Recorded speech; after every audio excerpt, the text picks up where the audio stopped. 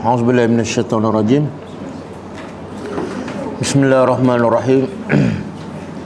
Alhamdulillahi rabbil alamin, nahmaduhu wa nasta'inu wa nastaghfiruh. Wa na'udzu billahi min syururi anfusina wa min sayyiati a'malina. May yahdihillahu fala mudilla lahu wa may yudlil fala hadiya lahu. Asyhadu an la ilaha illallah wahdahu la syarika lah wa asyhadu anna Muhammadan abduhu wa rasuluh. Subhanaka la ilma lana illa ma 'allamtana innaka antal alimul hakim. Allahumma 'allimna ma yanfa'una wanfa'na bima 'allamtana wa zidna ilma. Allahumma ati anfusana taqwaha wa zakkiha anta khairu man zakkaha anta walijuha wa maulaha. Rabbi yassir wa la tu'assir, Rabbi tammi bil khair. Amma ba'du. InsyaAllah kita sambung tadabbur surah Az-Zukhruf ayat 30. Sebelum tu kita tengok pengajaran ayat yang lepas, ayat 26 sehingga 29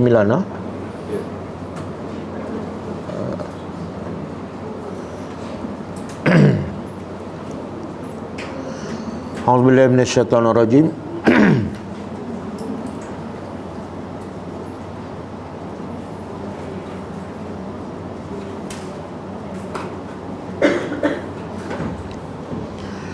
Wa iz qala Ibrahimu li abihi wa qaumihi innani bara'un mimma ta'budun.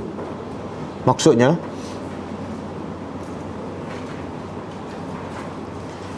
dan ingatlah ketika mana telah berkata Ibrahim AS kepada bapaknya dan kaumnya, sesungguhnya aku berlepas diri daripada apa yang kamu sembah. Pengajarannya, pertama, kelebihan dan keutamaan Nabi Ibrahim AS.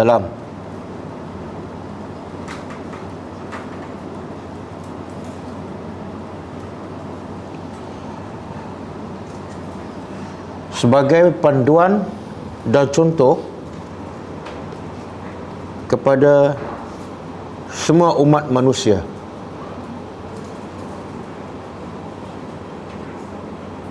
Termasuk kepada Nabi Muhammad sallallahu alaihi wasallam.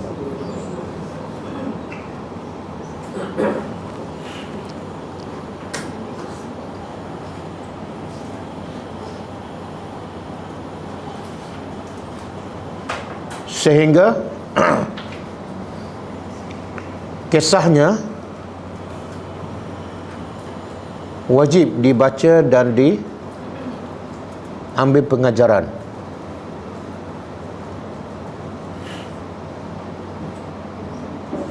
Oleh orang yang beriman.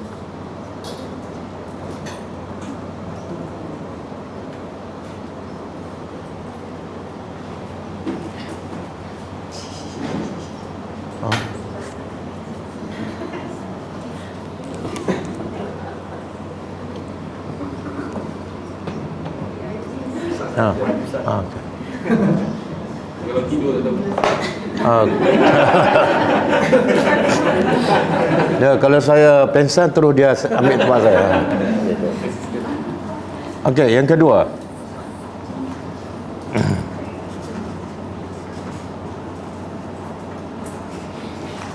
wajib ke atas setiap orang yang beriman, wajib ke atas setiap orang beriman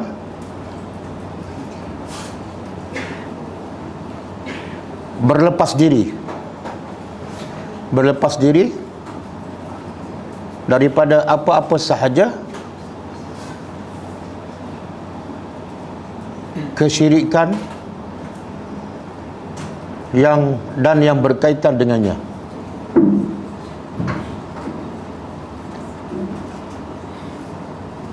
Walaupun dia adalah seorang nabi. walaupun dia adalah seorang Nabi.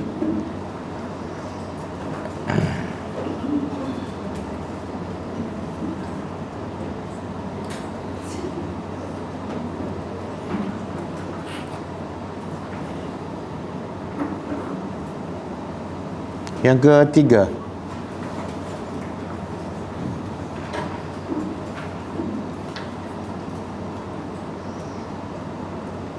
tauhid yang ikhlas adalah berdasar pegangan yang betul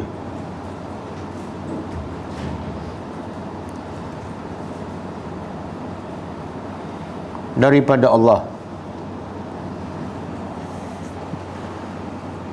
bukan disebabkan hubungan kekeluargaan.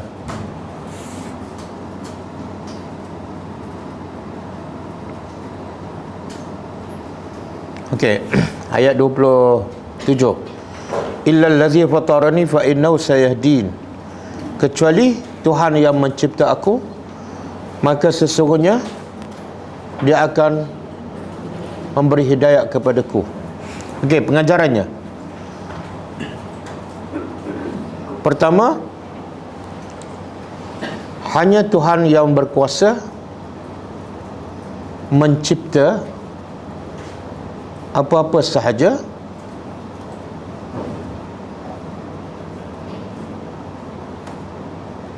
berhak disembah.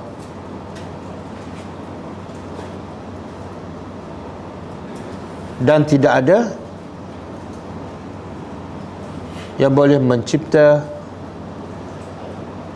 melainkan hanya Allah.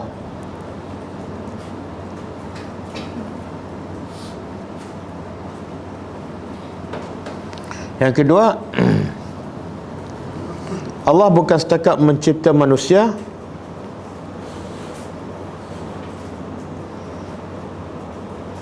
tetapi Allah mempermudahkan jalan hidayat untuk manusia.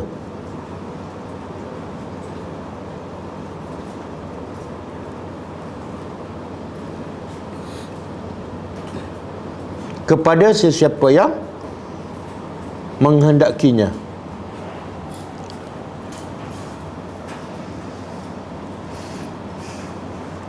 Okey, ayat 28. Wa ja'alaha kalimatan baqiyah fi 'aqibihi la'allahum yarji'un. Dan Allah menjadikan kalimah tauhid itu baqiyah, kekal, pada zuriatnya, zuriat Nabi Ibrahim. Semoga mereka kembali kepada Allah.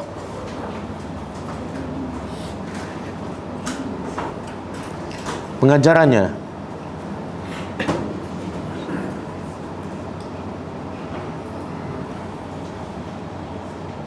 apa saja yang benar yang datang daripada Allah pasti akan kekal, dan apa sahaja yang batil pasti akan binasa.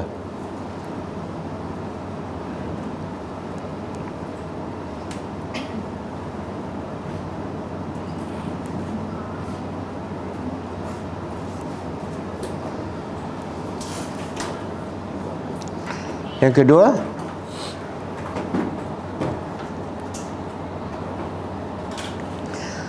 rahmat Allah sentiasa memberi peluang kepada hamba-Nya agar kembali kepada Allah, walaupun telah melakukan dosa yang besar dan berpuluh-puluh tahun.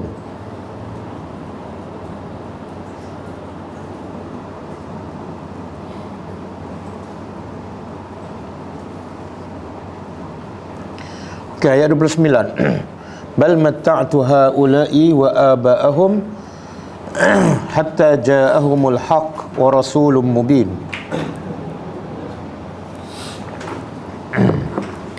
Maksudnya, bahkan aku telah memberi kesenangan pada mereka ini dan nenek moyang mereka sehingga datang kepada mereka kebenaran dan rasul yang nyata. Pengajarannya,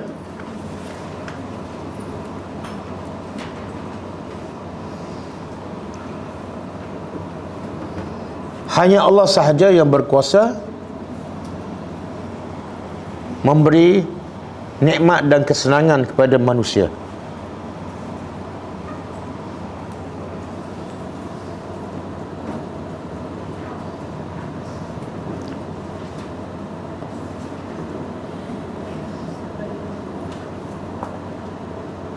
Yang kedua,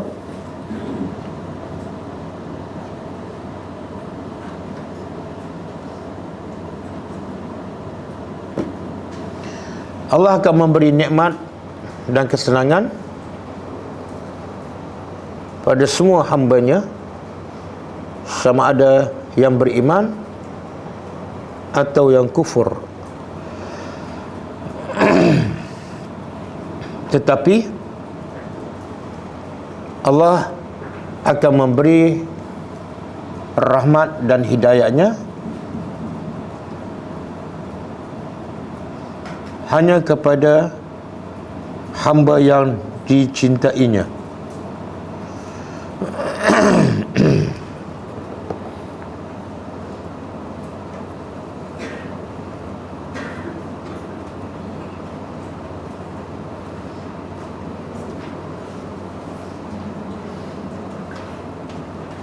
Yang ketiga,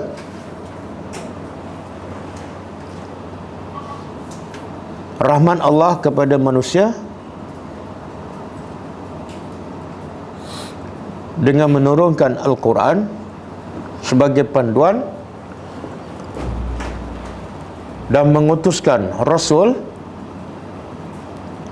sebagai contoh dalam pelaksanaan Al-Quran.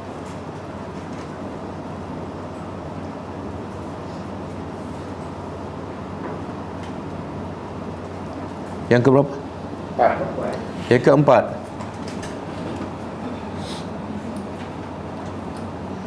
semua yang disampaikan oleh Rasulullah,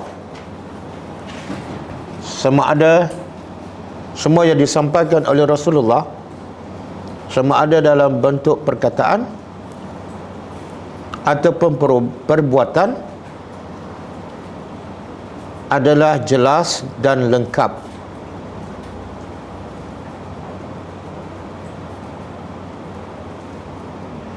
Hanya mereka yang sombong sahaja yang menganggapnya tidak jelas atau tidak lengkap.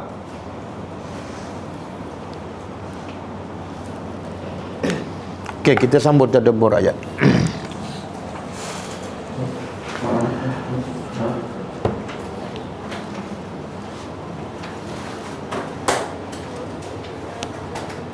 Susah. Dek, susah. Duduk sana lah menghadap ke sini. Nanti terkehil lahir nanti. Okey, ayat 30.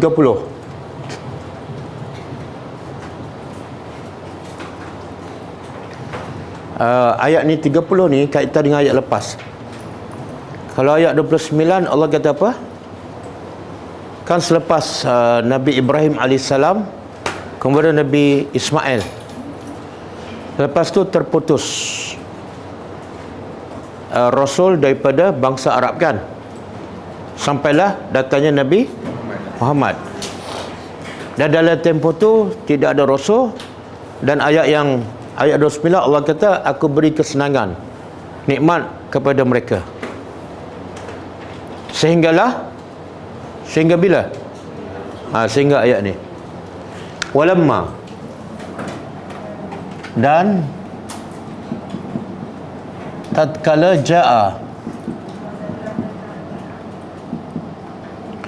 telah datang kepada mereka al-haq, kebenaran. Al-haq, apa makna al-haq?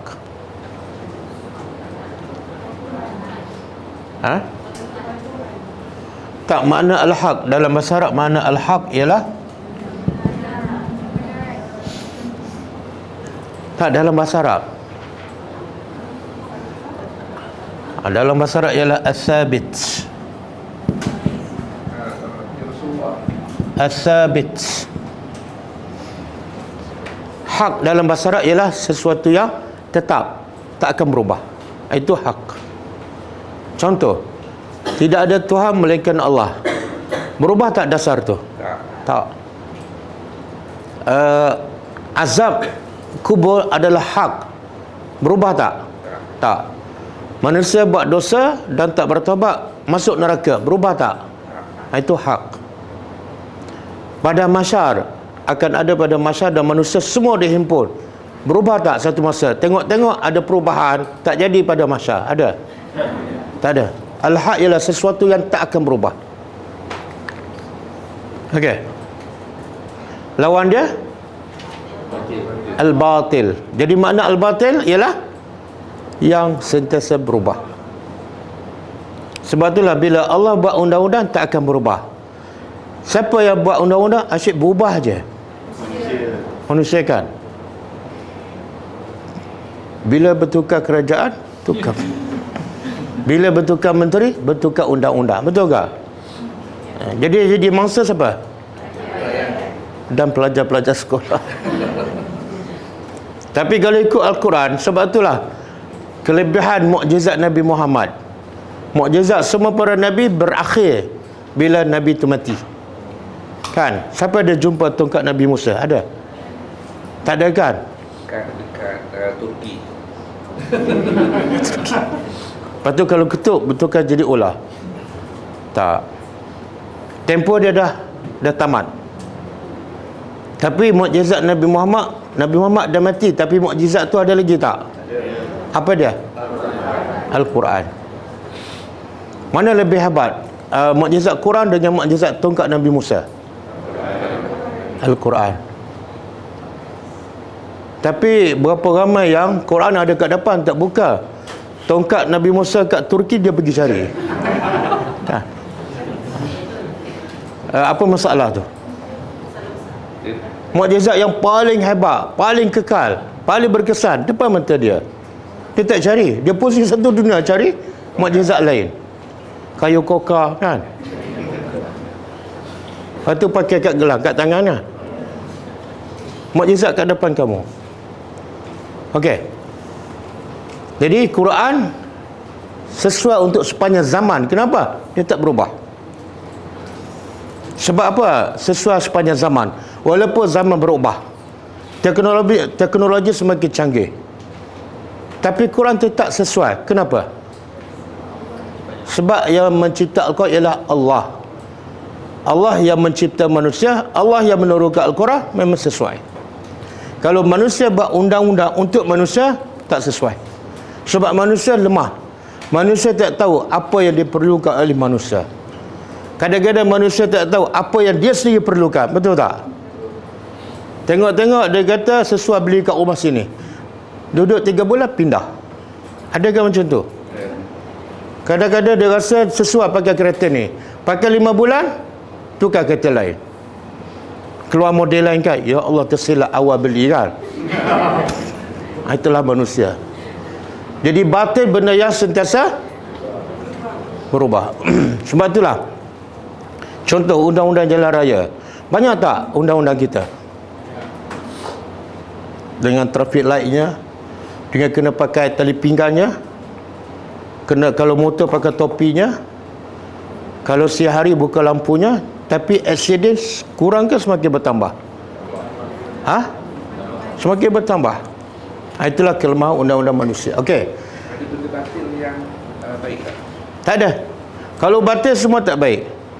Batil ni apa makna? Yang berubah, sesat. Hak yang benar, batil yang sesat. Bila sesat tidak ada yang baik. Sebab itulah al-haq ni hanya datang daripada siapa? Allah. Allah kata apa dalam surah Al-Baqarah? Al-haqqu min rabbika fala takunanna minal mumtarin.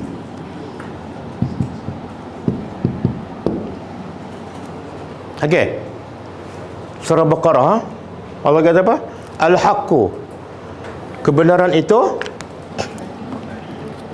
min rabbika, hanya dari pencipta engkau. Mana kalau datang daripada manusia, dia bukan benar. Kalau datang daripada Rasulullah, benar ke tak?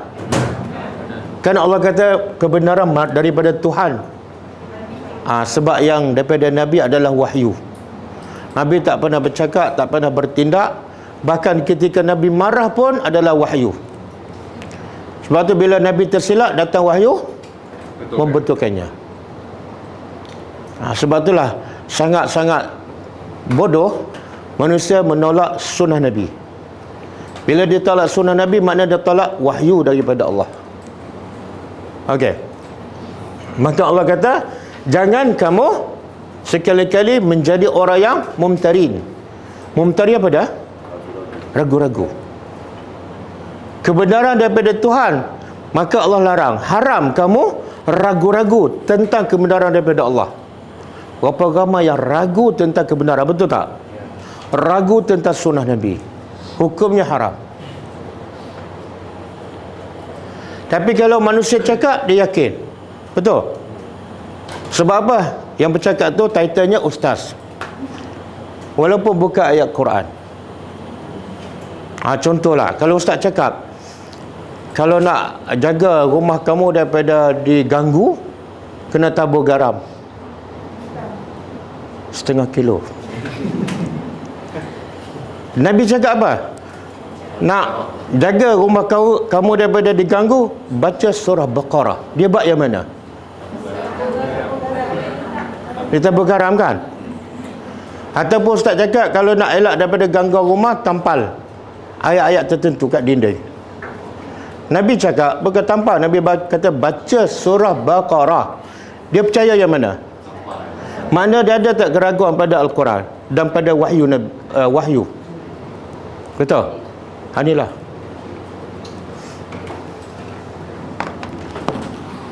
Jadi siapa-siapa nak pagar rumah dengan garam ke apakah, jangan pagar dengan simen, membazir.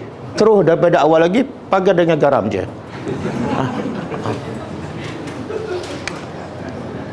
Okey. Tatkala datang pada mereka al-haq. Mereka ni siapa? Orang musyrikin Mekah. Qalu, mereka berkata, haza, ini apa dia? Al-haq, iaitu Al-Quran dan termasuklah Nabi Muhammad. Ini adalah sihir. Dan wa inna, sesungguhnya kami, bihi, dengannya, kafirun, kufur, orang yang kufur. Apa yang Allah nak bagi tahu ni? Bila datang kebenaran pada mereka, terus mereka kata apa? Sihir. Makna mereka ni bodoh lah. Yang mereka buat tu semua salah kan? Contoh bunuh anak, rasuah, zalim pada orang. Tiba-tiba Nabi sembah berhala. Tiba-tiba Nabi datang suruh sembah Tuhan yang mencipta langit. Kemudian Nabi kata tinggal semua perangai-perangai yang buruk, jangan bunuh anak. Yang Nabi ajak semua baik, tapi dia kata apa? Sihir. Bukan setakat sihir, lagi melampau, dia kata kami kufur pada semua yang kamu bawa. Jadi menunjukkan satu bodoh, yang kedua sombong. Bodoh, sombong. Okey. Kenapa orang musyrikin kata pada Quran sihir dan kepada Nabi Muhammad tukang sihir? Anak boleh tinggal mak. Ha? Anak boleh tinggal mak. Dia orang musyrikin ni, dia orang kafir lah. Dia nak buat apa-apa, dia berfikir, dia merancang. Dia bukan sembrono. Dia cari siapa yang pakar. Okey, kita nak kata apa pada Muhammad ni dan pada Al-Quran. Dia berbincang, dia meeting 2-3 kali meeting. Nak kata gila, orang susah nak percaya kan, sebab kita simpan barang kat dia. Dan mana ada orang waras simpan barang pada orang gila. Nak kata penyair. Orang Arab ni mahir dalam syair. Dia tahu antara beza syair dengan ayat Al-Quran. Orang tak percaya. Akhir sekali dia kata tukang sihir. Kenapa tukang sihir? Sebab ada persamaan. Bila buat sihir dia akan menukarkan orang kan. Maka Quran ada persamaan sedikit. Apa dia? Bila Quran masuk dalam hati manusia, dia boleh tukar 180 darjah. Betul tak? Kadang-kadang kita kata apa? Dia ni kena sihir. Dulu jahat macam jin, sekarang baik macam malaikat. Dalam satu hari boleh tukar. Siapa yang menukar dia? Quran. Jadi yang boleh menukar ni luar biasa, biasanya sihir. Jadi dia kata Quran ada unsur-unsur sihir. Betul tak? Carilah kita apa, ayat apa, ubat apa untuk mengubah akhlak manusia. Tak akan ada. Bayarlah 10 juta pun manusia tak akan berubah. Tapi dengan satu ayat Quran manusia boleh berubah. Okey, waqalu,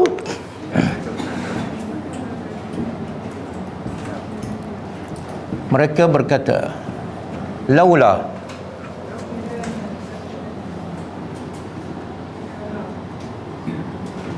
sekiranya nuzila telah diturunkan hadzal Quran, Quran ini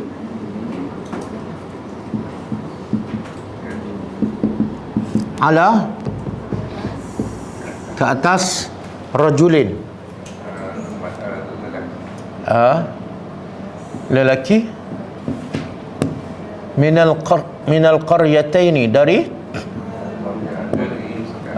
qaryataini daripada perkataan al-qaryah. Al-qaryah. Kalau satu al-qaryah, kalau dua qaryataini. Apa makna qaryah? Satu kawasan yang ada penduduk, sama ada ramai ataupun sedikit, sama ada kecil ataupun besar. Jadi setengah dia kata qaryah ni kampung kecil. Tak. Qaryah dalam bahasa Arab, mana-mana tempat yang ada penduduk, sama ada sedikit ataupun ramai, sama ada kecil ataupun besar. Okey? Dua daripada dua tempat ataupun dua negeri. Azimun, yang hebat ni sifat kepada siapa? Bukan. Nah, azimun sifat pada rajulun. Okey, boleh faham ayat ni? Sekarang orang kafir ni, orang musyrik Mekah nak cari alasan baru untuk menolak Al-Quran, iaitu kalau Quran turun kepada salah seorang daripada dua negeri. Dua negeri ni apa? Negeri apa ni? Syam. Apa dia? Syam. Bukan. Taif dan Mekah. Taif dan Mekah. Dalam tafsir, maksud mereka ni rajulun azim, orang yang hebat, iaitu orang yang kaya. Sebab dia nak cari alasan nak tolak Al-Quran. Dia kata antara alasannya sebab Quran turun pada orang tak hebat, Muhammad ni orang miskin. Jadi sepatut Quran ni turun pada orang yang hebat, ada kedudukan, ada nama, kaya. Siapa ni? Sama ada daripada Mekah ataupun daripada Taif. Dalam tafsir daripada Mekah ni Al-Walid, maksud dia ialah Al-Walid bin Al-Mughirah.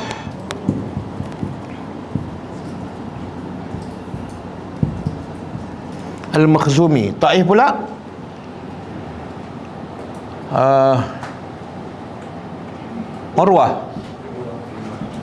Urwah bin Mas'ud As-Saqafi. Dua-dua ni tokoh perniagaan. Al-Walid bin Al-Mughirah, tokoh perniagaan di Mekah.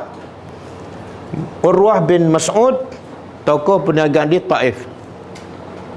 Urwah bin Mas'ud As-Saqafi.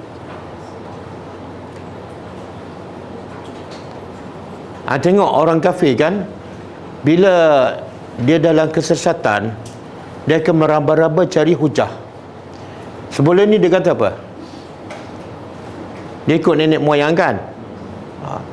Dan ayat lain dia kata apa? Kenapa Quran turun pada manusia? Muhammad manusia, kami manusia. Apa kelebihan Muhammad? Sepatut Quran turun pada malaikat. Sekarang pula dia kata apa? Turunlah orang yang turun pada manusia, okey, tapi manusia yang macam mana? Yang hebat. Ini kepala apa ni?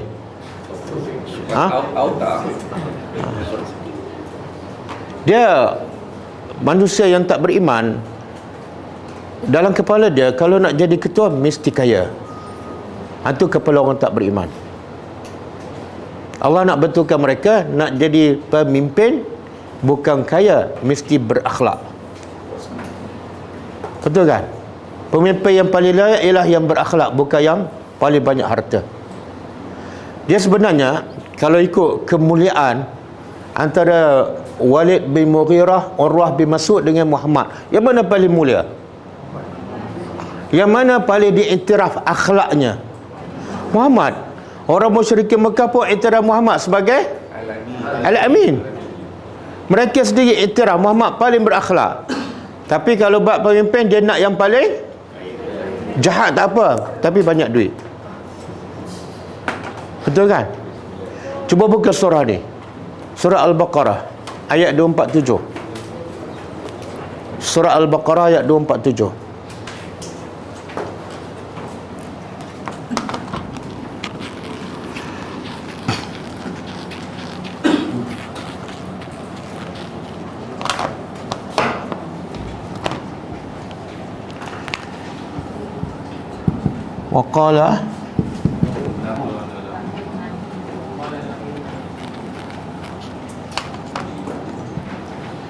Waqala lahum nabiyuhum innallaha qad ba'asa lakum taluta malika.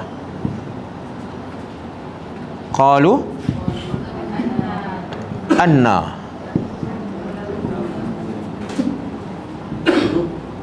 anna yakunu lahul mulk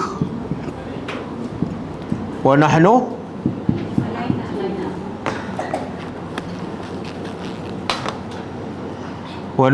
al-mulk alaina wa nahnu ahaqqu bil mulki minhu walam yu'ta minal mal. Okey. Ini kisah ni, latar belakang kisah ni, ada Bani Israel, dia ada Nabi. Tapi ada tentera Jalut. Pernah dengar kisah Jalut dan Talut? Tentera Jalut jahat, rampas harta mereka, rampas anak-anak mereka, bunuh anak-anak mereka. Jadi mereka geram, mereka nak berperang dengan Jalut, tapi tak ada ketua. Jadi diminta Nabi mereka, carilah seseorang untuk menjadi ketua kami dalam peperangan ni, ataupun jadi raja. Jadi Nabi ketika itu Allah tak sebut Nabi apa. Lepas tu setelah diminta pada Nabi, waqala lahum nabiyuhum, Nabi mereka pun berkata pada Bani Israel, apa dah? Innallah, cuba terjemah. Sesungguhnya Allah qad ba'asa, telah mengutuskan untuk kamu Talut.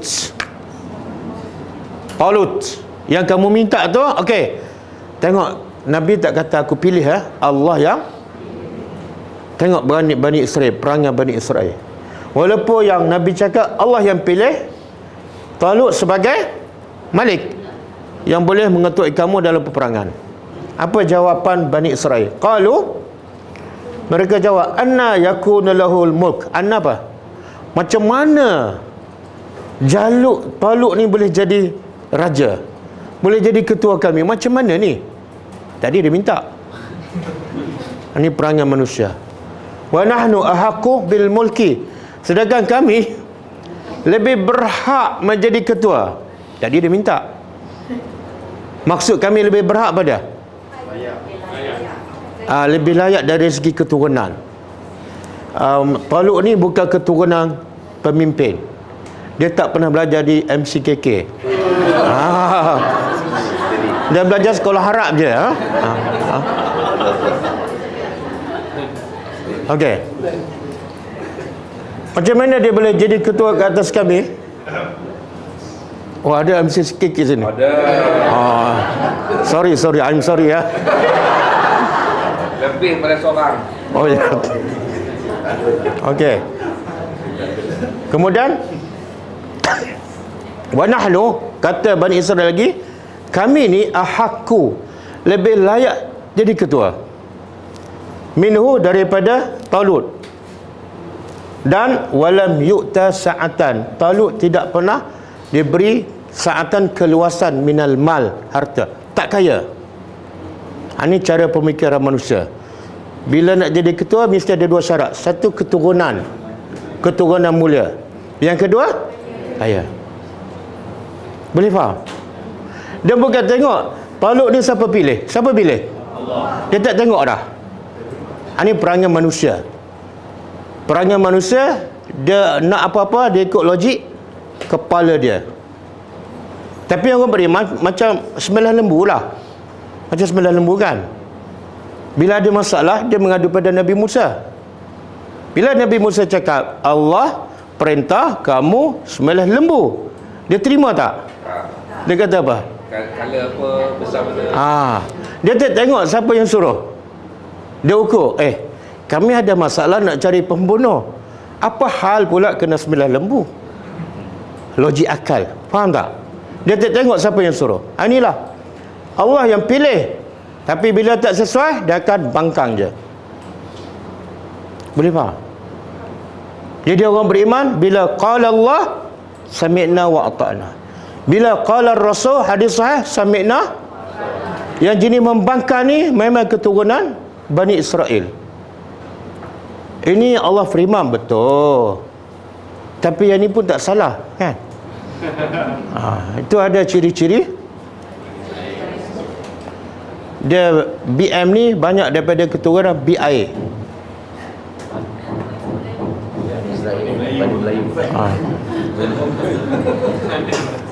Saya nak tanya, kalau berlaku pilihan raya kan, ada dua calon. Seorang ni miskin, akhlak mulia, jaga solat 5 waktu, tapi pakai kereta kancil, jadi calon pilihan raya. Seorang lagi tak pernah nampak muka di masjid, lepas tu ada masalah akhlak, tapi pakai kereta emas, kaya gila. Biasa orang umum akan pilih yang mana? Siapa ni? Melayu ke Bani Israel? Betul tak? Betul. Sebab kepala kita nak jadi pemimpin kena ada duit. Kalau tak ada duit, macam mana nak uruskan negara? Betul kan? Subhanallah. Macam mana Nabi yang miskin, anak yatim boleh menguruskan dunia? Betul tak? Selesai tak masalah akhlak manusia dengan Nabi yang miskin? Dengan Quran, bukan dengan duit. Bahkan dengan sebab duitlah manusia semakin jauh daripada Allah. Okey? Samalah kita mendidik anak-anak kan. Cara kita mendidik apa dah? Cari sekolah apa? Tak, sebelum MCKK tu. Sebelum MCKK kan. Sekolah yang ada nama, yang keputusan cemerlang. Kita tak tengok nilai akhlak, betul tak? Kita nak nama tu. Tapi akhirnya bila anak kita rosak, kita salahkan siapa? Last kali cari siapa? Ustaz. Ustaz boleh tak buat air tawar? Anak saya sekolah dah bagus tapi Mungkin tak cukup air tawar kot, ha?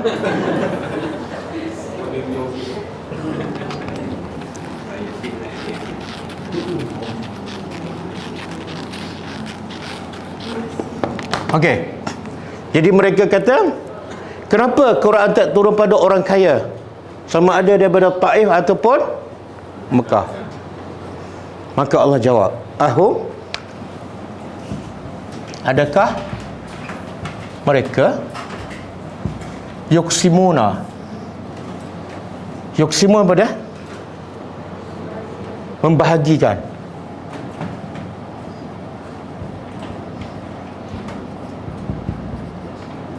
rahmatah rabbika, rahmat pencipta engkau.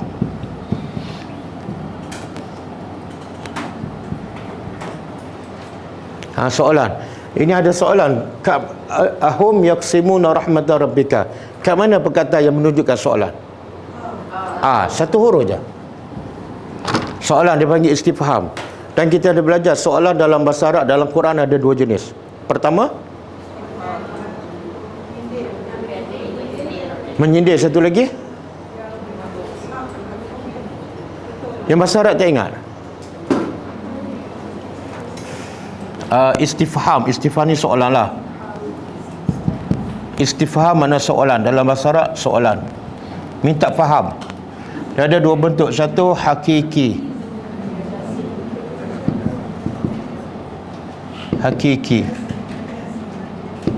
yang kedua majazi.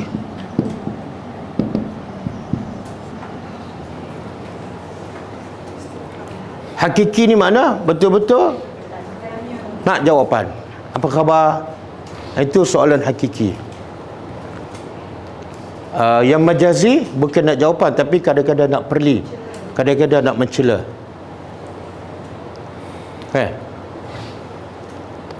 Kita kata anak kita tengah makan nasi kan, dah tambah 2 pinggan. Nak tambah lagi ke? Itu majazi ke hakiki? Oh, faham. Jadi majazi biasa dalam Quran, kalau Tuhan bertanya hakiki ke majazi? Kenapa? Allah tak perlu jawapan, sebab Allah lebih tahu daripada apa yang manusia tahu. Jadi semua soalan yang Allah bertanya majazi. Okey, di sini apa dia ni? Adakah patut mereka membahagi rahmat Allah? Rahmat Allah di sini apa dia? Ada pertama kenabian, an-nubuwah. Dan ada ulama mengatakan, ahli tafsir mengatakan dia sebenarnya umum, bukan kenabian saja. Kenabian, keluasan rezeki, sihat tubuh badan, dapat anak, dapat pangkat, semua tu rahmat, termasuk dalam rahmat. Jadi apa kaitan dengan ayat sebelum ni? Soalan di sini Allah nak apa ni? Nak mengingkari kenyataan orang musyrikin. Apa dia? Bila mereka kata, kenapa Quran tak turun pada orang kaya? Seolah mereka nak menentukan rahmat Allah. Dia nak atur. Ni salah ni. Turun ke Nabi pada Muhammad salah. Kena turun pada orang. Jadi Allah mengingkari. Adakah patut mereka yang nak membahagi rahmat ataupun kenabian? Boleh faham? Maka Allah pun jawab dengan tegas, nahnu, kamilah, qasamna, telah membahagikan,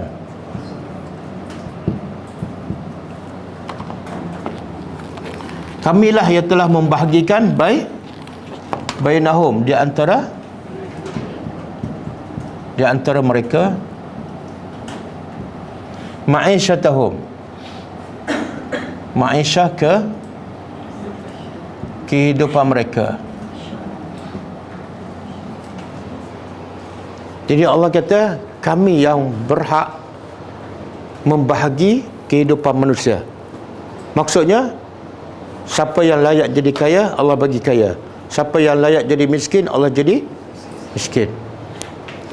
Siapa yang layak jadi orang berilmu, Allah bagi ilmu. Siapa yang tak layak, Allah jadikan dia jahil.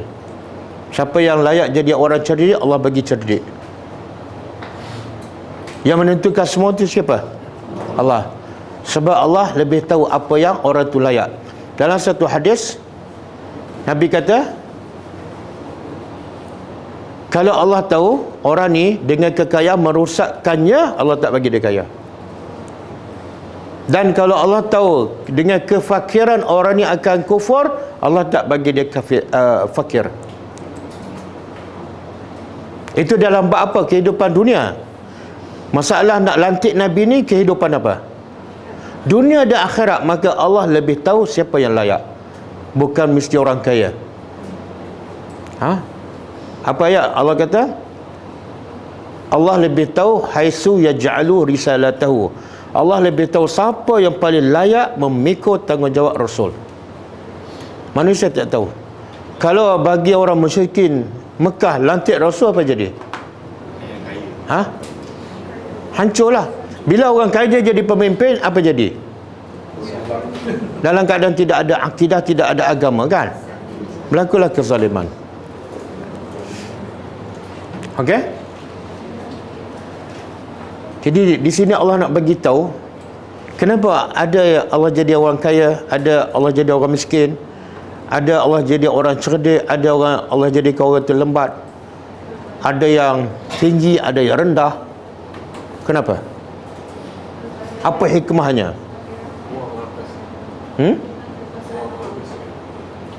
Cuba bayangkan kalau Allah jadikan semua kaya, apa jadi? Ada orang nak bagi sedekah. Semua orang kaya, kan? Orang kaya nak buat rumah macam mana? Boleh tak awak tolong buat rumah saya? Saya pun kaya, nak suruh buat rumah pun.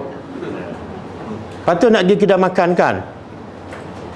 Kedai makan pun tutup. Kenapa? Semua kaya. Semua orang kaya pergi cari kedai makan. Kedai makan tutup sebab semua dah kaya. Betul tak? Subhanallah. Jadi Allah jadikan orang Malaysia ni secara umumnya kaya. Allah jadikan penduduk ramai di Indonesia. Malaysia bukan miskin, tapi penduduk dia ramai. Hikmahnya apa? Dia boleh tolong Supaya dapat buat rumah kat Malaysia, supaya dapat menguruskan dalam rumah yang dibuat juga oleh orang Indonesia. Betul kan? Yang buat rumah Yang buat rumah di Malaysia kebanyakan siapa? Yang menguruskan rumah orang Malaysia siapa? Cuba bayangkan kalau semua orang Indonesia kaya macam Malaysia, apa jadi? Yalah, kita bibik lari 3 hari macam tongkang pecah rumah. Cuba bayangkan kalau ada setengah rumah tu 5 bibik. Kalau Allah jadikan orang Indonesia semua kaya, saya nak cari, kami nak mau, kami sudah kaya. Batu rumput-rumput semua panjang. Allah jadikan orang Bangladesh potong rumput. Betul tak? Kalau tak ada Allah jadi orang Bangladesh ni memang semua kaya. Agak-agak apa jadi rumput depan rumah kita? Ada orang kaya nak potong rumput? Ya Allah. Tunggu, mana orang Bangladesh ni potong rumput? Sekejap datang dengan motor. Betul tak? Yang kerja petrol pump station, orang apa? Kalau tak ada orang Bangla, tak ada orang Indonesia, kita tak boleh isi minyak, kereta tak boleh jalan. Boleh faham? Dan kalau tak ada orang miskin, kita tak boleh buat kelas kat sini. Tak ada siapa nak buat kamera, nak buat ni. Zahiri, Zakwan tak ada bekerja dengan saya sebab semua dah kaya. Saya income saya 10 juta, nak suruh buat kerja ni, kan? Hikmah, betul tak? Kalau semua orang alim, apa jadi? Orang alim tak tahu nak buat apa, tak ada kerja. Mana orang nak belajar ni? Semua dah alim. Kalau jadikan semua jahil, apa jadi? Ya Allah, rahmat Allah. Jadi jangan masuk campur urusan Allah. Kewajipan kita apa dah? Serah aja, serah. Buat apa yang Allah suruh, tinggal apa yang Allah. Selamatlah kamu. Jangan banyak auta, jangan banyak beralasan, jangan komplain. Kaki komplain. Semua dah nak komplain. Yang tu hamba pun nak komplain. Kenapa cuaca sejuk? Sepatut panas ni. Kenapa durian tak berbuah? Ni sepatut musim dia ni. Komplain je kerja dia. Betul tak? Sebab tu orang suka komplain ni jiwa dia tak tenang. Orang yang reda jiwa dia tenang. Ada durian okey, tak ada okey. Yang dia takut apa dia? Tak ada Al-Quran dalam hati tu. Kan? Durian tak ada, risau. Quran dah setahun tak ada dalam hati dia. Ha? Okey, cuba buka surah Al-Baqarah ayat 105.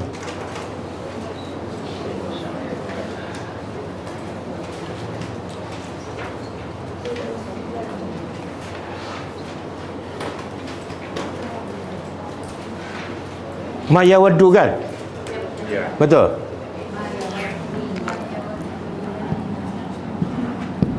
Ma yawaddu allazi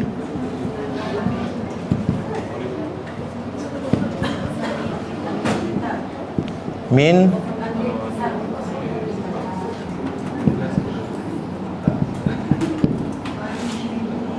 wal musyrikina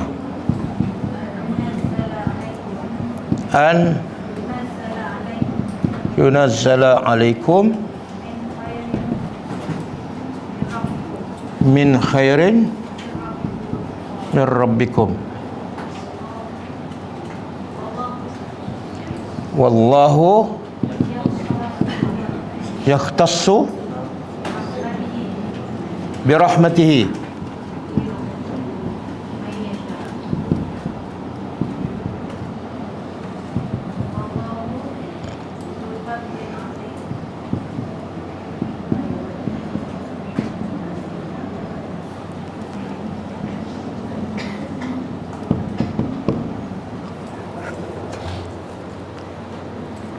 Okey.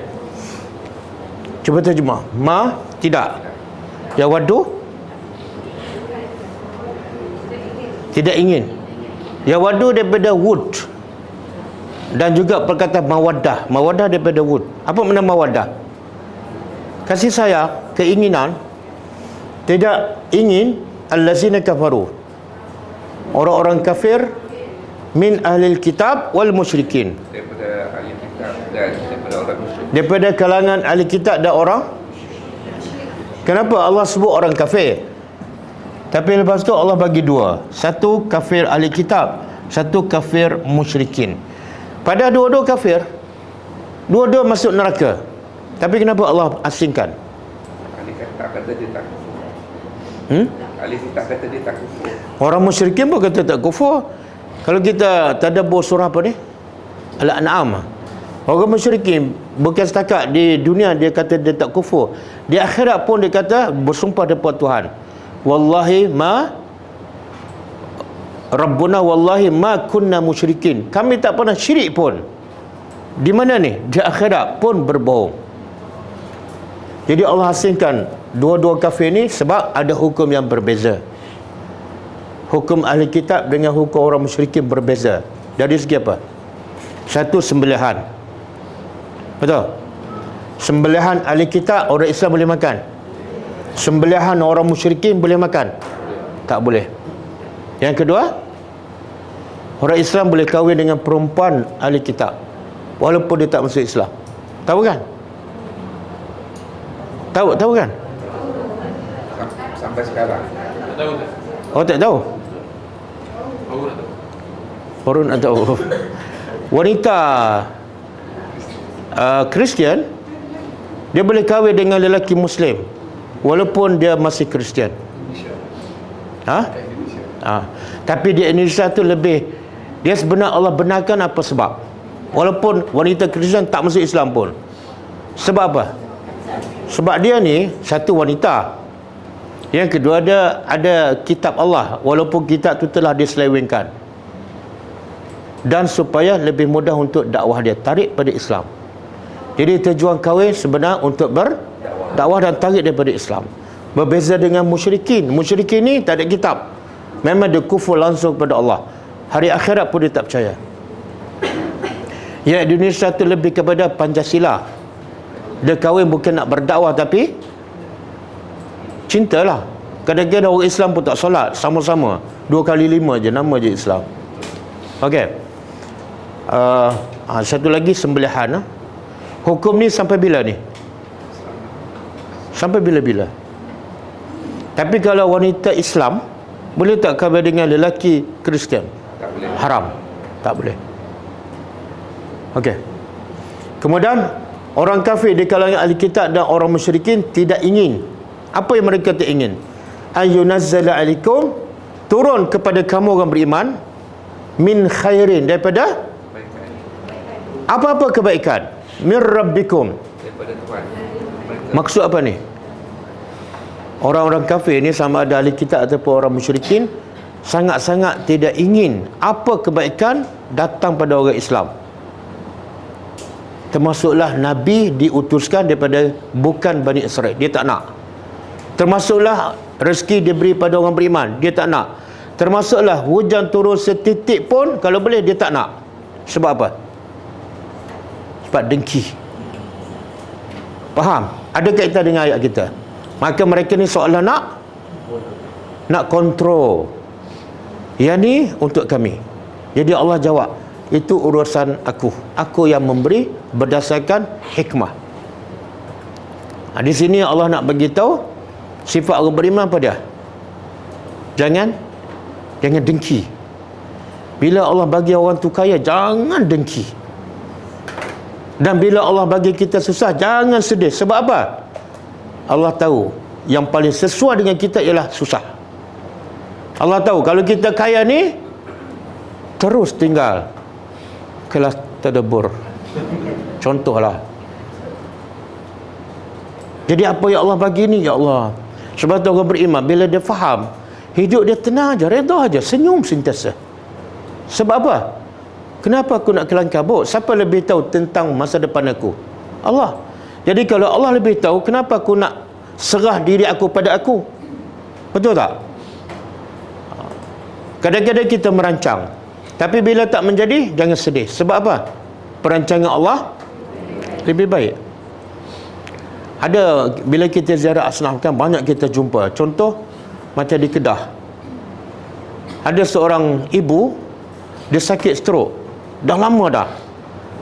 Tapi hikmah Allah jadikan ada seorang anak lelaki dia bujang, tak kahwin. Jadi anak lelaki tu tak bekerja, jaga hikmah. Kalau lelaki tu kahwin, dia ada tanggungjawab lain, nak jaga isteri anak, mak terabai. Allah jadikan anak lelaki tak berkahwin. Dan anak lelaki tu kita pergi ziarah, kita ajar Quran, Ustaz Usama mengajar dia. Sampai sekarang online. Dia tak boleh nak keluar sebab dia gemak, nak bekerja pun tak boleh. Kita bagi bantuan dari segi duit dan kita bagi ilmu secara online. Dia duduk dalam rumah aja. Sampai hari ni kan Ustaz Usama. Hikmah. Dan kita pergi ke Thailand baru ni, kita pergi satu rumah, mak dia sakit juga, stroke. Dan ada anak perempuan seorang dah kahwin, tapi suami dia buat hal tak balik rumah. Maka anak perempuan jaga mak je 24 jam. Hikmah. Kita kata zalimnya suami. Tak, perancangan Allah paling adil. Kan? Kalau suami tu asyik duduk kat rumah je kan, kan? Jadi isteri dia pun serba salah. Nak layan mak ke? Betul tak? Apa yang Allah takdirkan semua cantik dah. Kerja kita apa dah? Terima yang redha dia. Sebab tu last sekali Allah kata, Allah yakhtassu. Apa benda yakhtassu? Allah mengkhususkan dengan rahmatnya pada siapa yang dia nak. Allah nak bagi dia ni kaya, Allah nak bagi dia ni alim, Allah nak bagi dia ni jahil, Allah nak bagi dia jadi pemimpin, Allah nak bagi dia jadi rakyat. Allah Maha Adil. Wallahu zul fadlil azim. Allah mempunyai kelebihan yang sangat besar. Surah apa ni? Ayat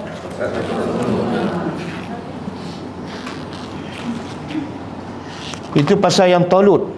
Cara manusia berfikir bila pemimpin dia nak kaya dan keturunan. Surah apa? Ayat 247. Okey, kemudian Allah kata, kami yang membahagikan antara manusia kehidupan mereka fil hayati, dalam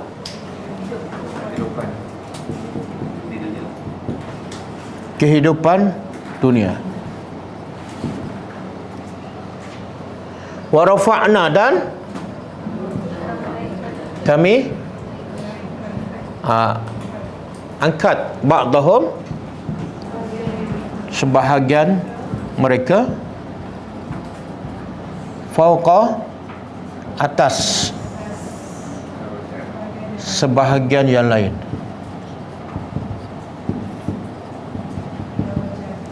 Darajatin,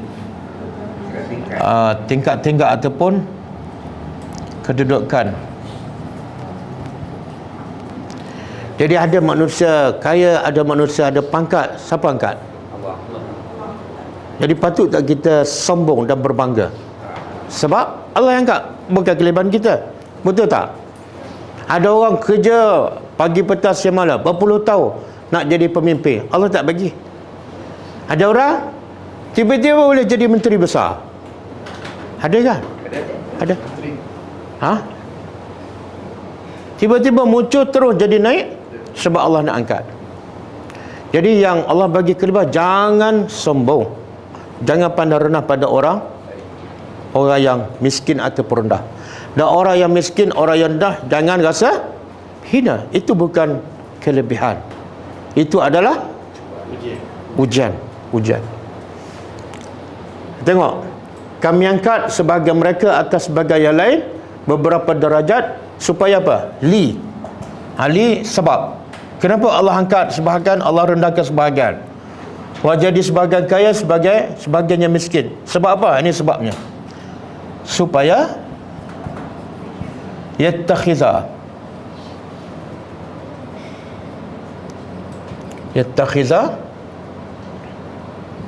menjadi ataupun mengambil, ba'duhum,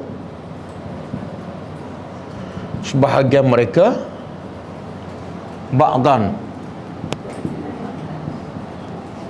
sebahagian yang lain. Sukhriya ni apa dah? Menundukkan. Daripada berkata sakhara, kita baca doa ni kenderaan kan, subhanallazi, daripada perkataan tu. Jadi maksud di sini apa? Allah mengangkat sebahagian yang lain atas sebahagian yang lain. Tujuannya apa? Apa hikmah? Supaya sebahagian yang lain dapat saling apa? Saling tolong menolong, saling memenuhi kekosongan. Yang kaya tolong yang miskin, yang miskin bantu yang kaya. Okey. Kita bila paip bocor kat rumah, kita buat apa? Siapa? Biasa siapa? Bangla ataupun kita pun terkejut. Bangla semua benda dia boleh buat. Bagi kereta, buat rumah, pasang aircon, kan? Jahit baju. Bangla jahit baju Melayu, kan? Subhanallah. Ni hikmah, supaya sebahagian yang lain mengambil faedah daripada sebahagian yang lain. Jadi yang kaya jangan sombong. Sebab apa? Akhirnya kamu cari orang susah juga untuk uruskan kehidupan kamu. Sama juga bila kita sakit kan, kalau tak ada doktor kita susah. Kalau tak ada misi, doktor pun susah. Betul tak? Kemudian warahmatu rabbika, rahmat pencipta kamu,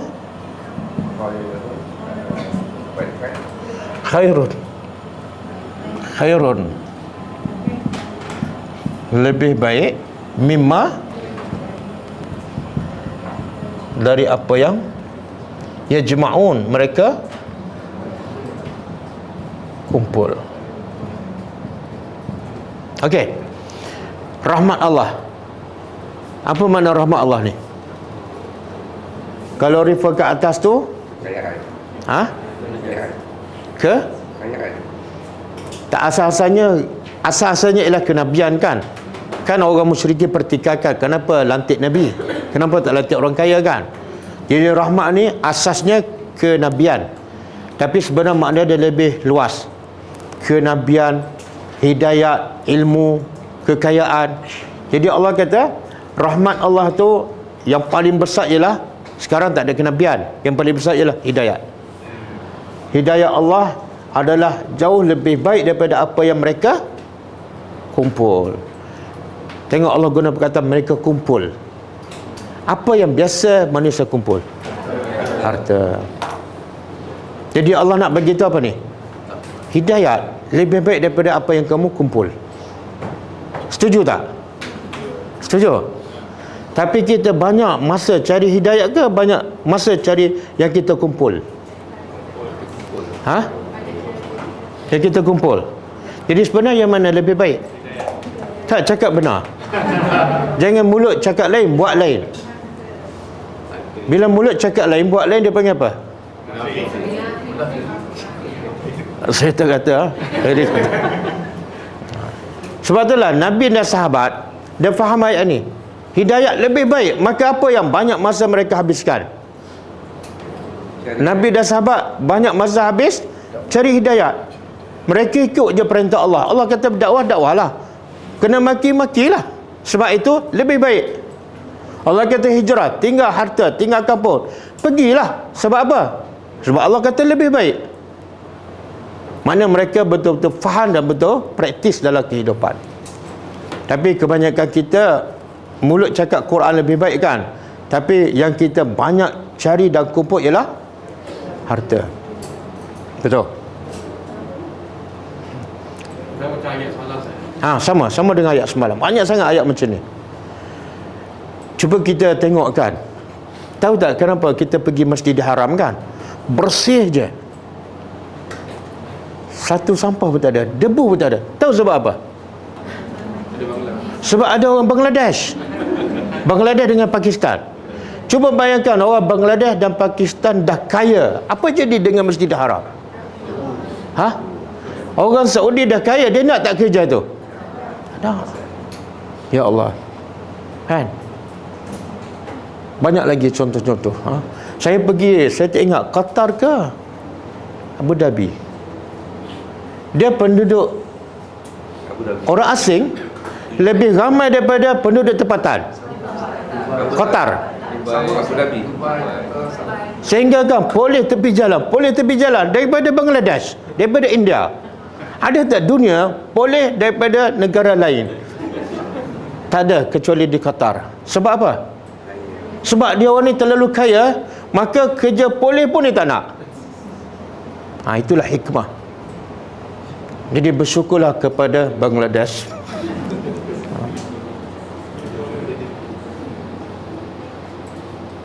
Okey, ada satu ayat Allah kata orang yang suka kumpul harta ni, bukan semualah, tapi sebahagian besar Allah cela. Dalam ayat apa? Surah Lazim je. Allah sangat mencela orang suka kumpul harta, kira, lepas tu kira, lepas tu kumpul, lepas tu kira. Surah? Cuba baca ayat tu. Mana ada? Tak ada. Alhaakumut al-humazah. Wailun likulli humazatil lumazah allazi jama'a malan wa addadah. Okey. Celakalah pengumpat dan pencela. Beza apa? Humazah dengan lumazah, apa beza? Depan dan belakang. Macam mana tu? Tak, satu mengumpat tu di belakang orang tu lah. Orang tu tak ada. Satu lagi mencela, mengutuk depan. Yang mana berdosa? Yang mana dosa besar? Dua-dua wailun. Saya tak mengumpat, saya kutuk depan-depan je. Tak, Allah kata wailun, dua-dua wailun. Apa punca? Tengok Allah begitu. antara punca orang suka mengutuk, mengumpat. Allah kata allazi jama'a mahlan wa addada. Cuba terjemah. Yang mengumpulkan mal, harta, wa addadah, dan cuba fikir ya. Cuba fikir. Apa kaitan mengutuk, mencela dengan kumpul harta? Apa kaitan? Yang suka mengutuk orang, suka mengumpat ni biasa orang yang hebat, betul tak? Orang miskin jarang mengumpat orang kaya, betul tak? Cuba pergi jumpa orang miskin, dia tak ada mengutuk orang. Yang suka mengutuk yang sombong. Siapa yang sombong? Ni. Jadi Allah mencela sifat orang yang satu kumpul, yang kedua addadah. Apa makna addadah? Kira. Orang tutup akaun malam, dia tutup akaun 3 kali sehari. Kira je duit kan? Macam ada pengalaman je. Dulu lah. Oh, okey. Habis ah? Ada lagi ayat? Ayat lepas ni panjang pendek? Panjang? Panjang. Kalau panjang kita baca hadis.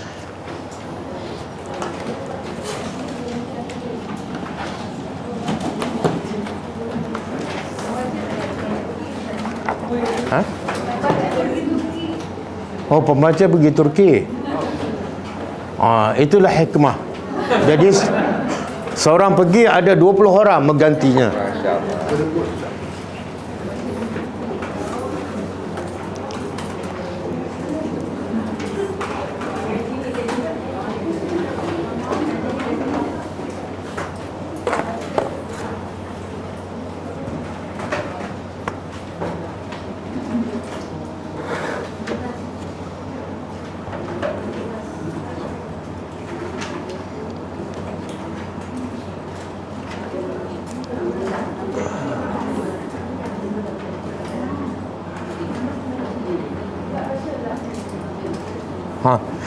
Siapa nak baca ni? Belakang lah. Ya, lelaki tak nak baca ke? Kan ar-rijalu qawwamuna 'ala nisa. Boleh. Dari Ibnu Mas'ud. Adik ke berapa? 38. Abu Hurairah.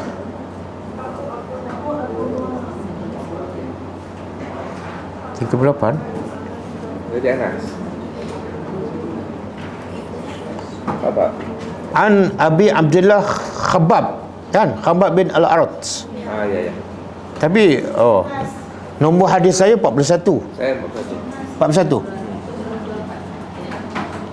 Yang lain berapa nombor hadis? 17. Dari Abu Abdullah, iaitu Khabbab bin Arati radhiyallahu anhu, katanya, kita mengadu kepada Rasulullah SAW, dan beliau ketika itu sallallahu alaihi wasallam meletakkan pakaian budahnya di bawah kepalanya sebagai bantal dan berada di naungan Kaabah. Kita berkata, mengapa Tuhan tidak memohonkan pertolongan kepada Allah untuk kita sehingga kita menang? Mengapa Tuhan tidak berdoa sedemikian itu untuk kita? Beliau lalu bersabda, pernah terjadi terhadap orang-orang sebelummu, yakni zaman Nabi-Nabi yang lalu, iaitu ada seorang yang diambil oleh musuhnya kerana ia beriman. Kemudian digalikan tanah untuknya dan ia diletakkan di dalam tanah tadi. Selanjutnya didatangi sebuah gergaji dan ini diletakkan di atas kepalanya. Seterusnya kepalanya itu dibelah menjadi 2. Selain itu ia pun disisir dengan sisir yang terbuat dari besi yang dikenakan di bawah daging dan tulangnya. Semua siksaan itu tidak memalingkan ia dari agamanya, yakni ia tetap beriman kepada Allah. Demi Allah, sesungguhnya Allah sungguh akan menyempurnakan perkara ini, yakni agama Islam. sehingga seorang yang berkenderaan yang berjalan dari Sya'ana ke Hadramaut tidak ada yang ditakuti melainkan Allah, atau kerana takut kepada serigala atas kambingnya. Sebab takut sedemikian ini lumrah sahaja, tetapi engkau semua itu hendak cepat-cepat ingin kemenangan saja. Riwayat Bukhari. Okey. InsyaAllah clear ke? Dengar? Faham?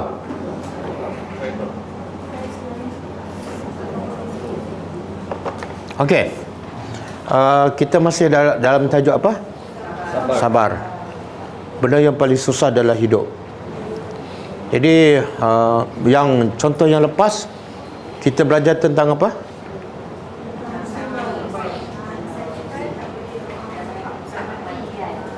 Mana kalau orang tu ditimpa musibah dan tak tahan sangat, jangan sekali-kali minta nak mati. Sebab apa? Sebab dia tak tahu, mungkin dia minta mati dan mati tu azabnya lebih dahsyat daripada masa dia sakit. Tapi kalau tak tahan juga, baca doa kan. Dah apa doa tu? Tak lagi. Ustaz, saya tak apa lagi sebab saya rasa macam lambat lagi nak sakit kan. Okey. Yang satu lagi, rahmat Allah kepada orang beriman ialah tidak ada orang yang beriman sakit, penat, letih, risau, sedih, takut, melainkan semuanya adalah kafarah. Walaupun dia marah, walaupun dia tak sabar, tetap diampunkan dosa. Tapi kalau dia niat sabar kerana Allah, dapat dua. Satu, diampunkan dosa. Yang kedua, dapat pahala sabar. Okey, hadis hari ini, hadis sahih riwayat Bukhari daripada Khabbab bin Al-Arat. Dia golongan awam masuk Islam dan golongan miskin. Biasa yang ditindas, yang diseksa di Mekah ialah orang beriman yang miskin.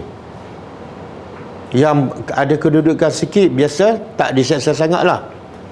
Macam Abu Bakar tak diseksa. Sebab apa? Kaya. Sebab dia kaya, dia ada kedudukan. Macam Nabi tak diseksa sangat sebab ada pakcik dia pertahankan. Jadi orang miskin tak ada siapa-siapa, maka biasanya mereka kena azab dan ada sampai tak dibunuh. Salah seorang Khabbab bin Al-Arat. Jadi bila teruk kena seksa, kena tekan, dia tak tahan. Jadi dia pergi jumpa Rasulullah. Masa tu Rasulullah duduk berbaring, berselimut dekat Kaabah. Jadi Khabbab berkata pada Rasulullah, "Ya Rasulullah, tolonglah doa. Tolonglah doa pada Allah." Dia minta doa pada siapa? Rasulullah. Jadi boleh tak minta doa pada orang lain? Boleh ke tak? Boleh lah. Tapi kena minta daripada siapa? Allah. Tak, maksud minta satu orang yang hidup. Jangan minta pada orang yang dah mati dalam kubur. Yang kedua, minta pula daripada orang yang soleh lah. Nabi memang Nabi kan. Okey. Boleh tak tolong doa? Apa doa? Bukan untuk kepentingan diri, bukan pasal anak, tak, pasal agama. Tolonglah doa supaya Allah beri kemenangan pada kita. Tak ada doa kepentingan diri. Faham tak? Jadi dia minta doa pada Rasulullah, minta pada orang untuk siapa? Untuk umat, untuk agama. Tapi biasa orang kita bila minta doa pada ustaz, untuk siapa? Diri sendiri. Betul tak? Mana kita ni cukup-cukup selfish. Betul. Jarang kita jumpa ustaz ke tok guru, "Ustaz, boleh tak tolong doa supaya masyarakat kita ni menjadi orang beriman, dosa mereka diampun." Kan? Jarang. Bila minta doa pasal anak, pasal suami, pasal isteri, pasal mak bapak kan. Okey. Maka Nabi pun bangun. Bila dengar tu, Nabi bangun dan Nabi marah. Sahabat minta doa, Nabi marah. Maka Nabi pun buat contoh yang menunjukkan kamu tak patut minta doa ni. Apa dia? Nabi kata orang dahulu beriman sampai tahap apa dah? Ditangkap dan disikat dengan sikat besi sampai terkoyak daging, tinggal tulang je. Hidup-hidup, bukan bius. Tapi orang beriman ni sikit pun tak goyah, sikit pun tak mengalah. tetap beriman. Dan contoh kedua Nabi bagi, ada orang beriman ditangkap, ditanah separuh badan supaya tak boleh lari. Kemudian dia ambil gergaji, belah dua. gergaji hidup-hidup sampai terbelah dua, tapi tak pernah mengaku kalah. Iman dia tetap teguh. Okey? Maka Nabi kata, kamu ni gopoh. Dia, yang Nabi marah sebab dia minta doa ke sebab tak sabar? Sebab tak sabar. Sedangkan mereka telah diuji tak?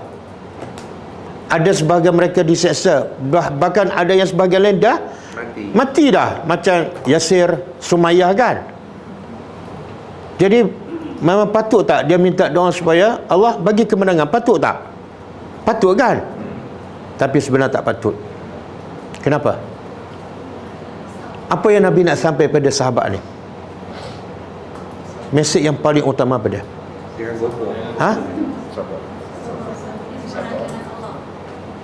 balik pada ayat yang kita bincang. Faham tak? Allah lebih tahu bila kamu patut dapat kemenangan. Jadi kamu buat je kerja, bila jangan soal, itu urusan Allah. Kalau Allah bagi kamu kemenangan sekarang, mungkin tak jadi macam sekarang. Boleh faham? Boleh. Sabar. Buat apa yang Allah suruh. Kalau mati, mati syahid. Betul tak? Kalau kamu tak mati, kamu sabar, dapat pahala, sabar. Jadi apa masalah? Jadi masalah besar yang Nabi nak rawat sahabat ni apa dah? Sahabat tak sabar. Subhanallah, diuji begitu kuat, masih ditegur oleh Nabi tak sabar. Kita apa ujian kita? Apa ujian kita? Kalau ujian kita pun kita buat kerja sendiri. Betul tak? Bukan kerja agama. Sahabat-sahabat ni sabar sebab kerja agama. Semua kerja kerana Allah. Kerja untuk tegak agama Allah. Dan Nabi tegur sebab tak sabar. Kita mana ada kerja untuk agama Allah? Belum ada kan? Yang banyak kita tak sabar ni ialah masalah peribadi, masalah keluarga. Betul tak? Jadi saya rasa macam apa ni? Masalah diri, belum buat kerja Allah lagi, itu pun dah tak sabar. Macam mana kamu nak buat kerja Allah? Betul tak? Mana lebih nak kata apa? Manja ke? Manja ataupun tak kuat, lemah.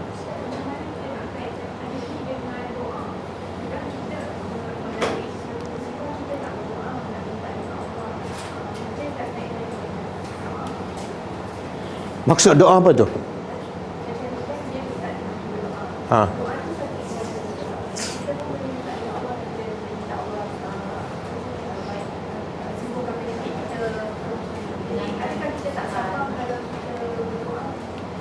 Tak, dia macam ni. Kalau kita ditimpa musibah, kita minta supaya Allah hilangkan musibah ni. Okey? Tak menafikan dengan apa yang Nabi tegur tu. Tapi kalau kita minta Allah hilangkan musibah dan dalam masa sama kita tak sabar, kita merungut, itu yang salah.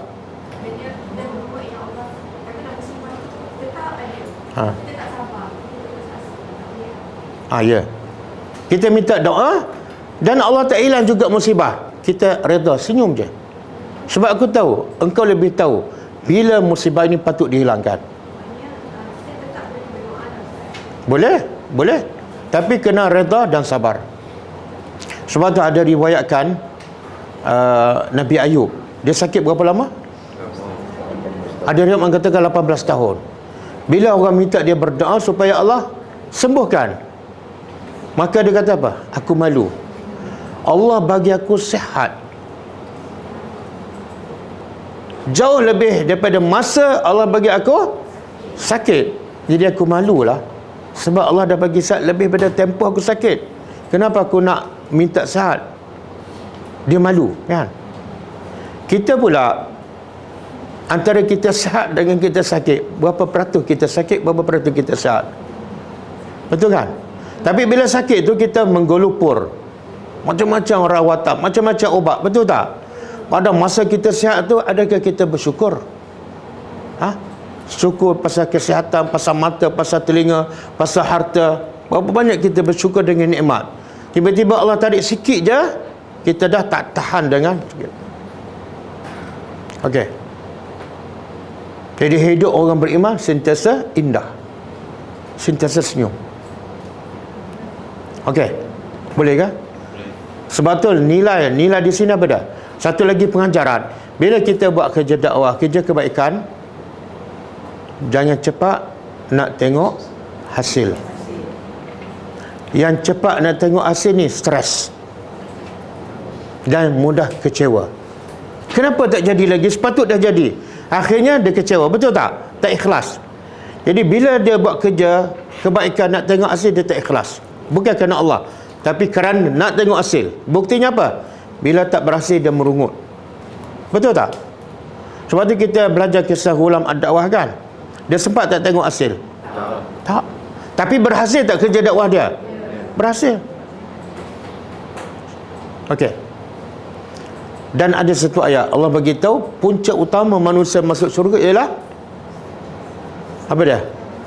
Sabar. Ayat apa tu? Allah kata Allah balas kepada mereka surga dan pakaian daripada sutra kerana sabar. Allah tak kata sebab solat. Allah tak kata sebab sedekah.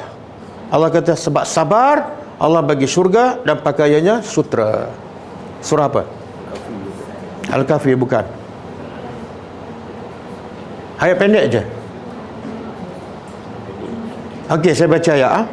Tadi saya baca terjemahan. Wa jazahum bima sabaru jannatan wa harira. Okey, saya bagi nama surah Al-Insan.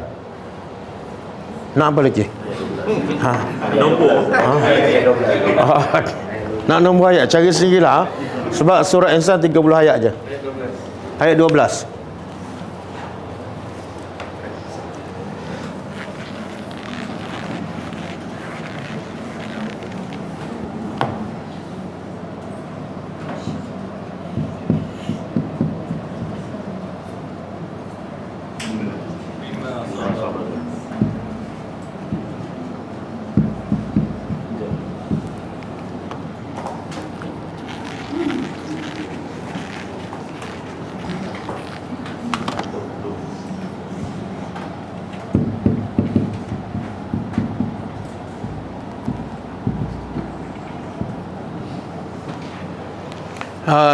Ayat ni Allah cerita pasal Al-Abrar.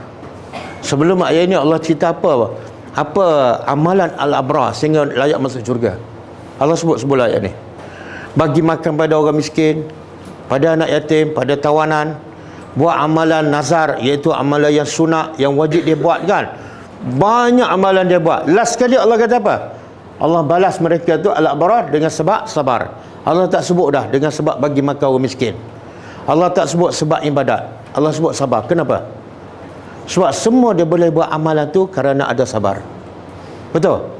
Kalau tak ada sabar, semua amalan tak jalan. Kita nak bagi makan orang miskin, perlu kesabaran. Kan? Nak ambil cuti, nak pergi jauh pula tu. Lepas tu tak ada apa-apa hasil pulangan. Kemudian rumah orang miskin susah, panas pula.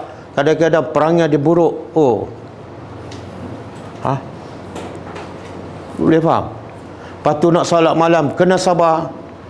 Nak pergi masjid, kena sabar. Semua punca sabar. Ini yang melayakkan kamu dapat apa? Syurga. Waharirah. Allah sebut dua. Satu, kelebihan tempat. Yang kedua, kelebihan pakaian. Kan? Orang, kita tengok orang tu hebat. Salah satu tengok rumah. Yang kedua tengok tak baju-baju. Jom master ke, bandar ke kan?